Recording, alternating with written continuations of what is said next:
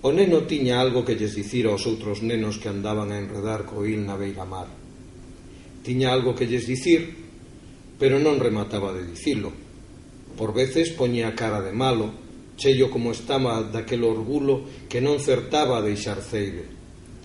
Astra lle rabuñou a outro, así nun pronto, a lle brincar nos ollos o relampo dunha íntima fogueira.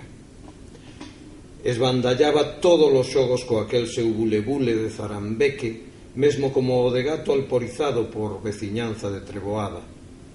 Era un raro rebuldar o seu, con súbitos enlevos. Seu pai chegara aquel mesmo día de Nova York e os demais nenos non lle preguntaban nada, nin lle faguían máis mimos e respetos que outros días. Quizáis por iso, porque a pregunta non chegaba, foi polo que rabuñou a quen il coidaba que debía faguerlle. Sacou dun peto un asubío noviño, de forasteira feitura e moito regruñido, e puxos a chifrar cheo de coraxe. Non o quiso emprestar a ninguén e gardouno outra volta no peto, domeándose moito a enfondar a man para finxir un peto fondo, como os petos en que se gardan as millores cousas.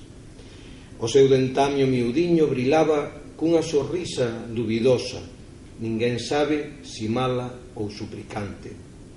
Mais non lle preguntaron nada. Seu pai chegara de Nova York aquel mesmo día. Viro desembarcar no Peirán vello, traxe azul, viseira de carei, a cara forte como unha proa, branco e grande e dentamio, e nos ollos, afeitos a lonxanías e grandes rumos, ningunha fachenda.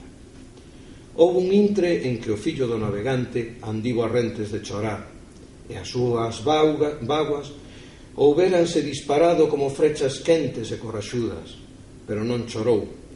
Ergueuse con máis cara de malo aínda, o peito en arco, a manciña pechada, os labres a tremer.